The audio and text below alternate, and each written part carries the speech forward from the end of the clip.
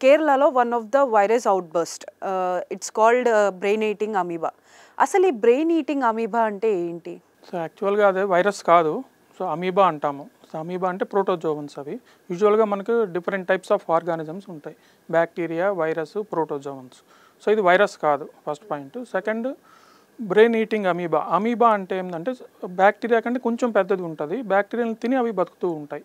So ఇవేముంటాయి, ఇవి fresh వాటర్స్‌లో ఉంటాయి, పాండ్స్‌లో ఉంటాయి, లేక్స్‌లో ఉంటాయి, సరస్సుల్లో ఉంటాయి. ఇంకా మన స్విమ్మింగ్ పూల్స్ ఇలా అసలు ఏమైనా స్విమ్మింగ్ పూల్స్ ఉంటే అందులో ఉంటాయి.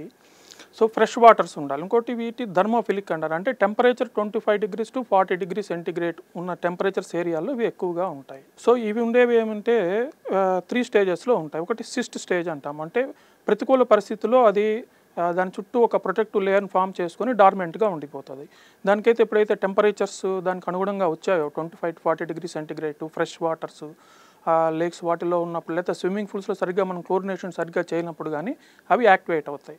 యాక్టివేట్ అయ్యేసి అమీబా ఫామ్కి వెళ్తాయి. అంటే ట్రోఫోజాయిట్ ఫామ్ అంటారు.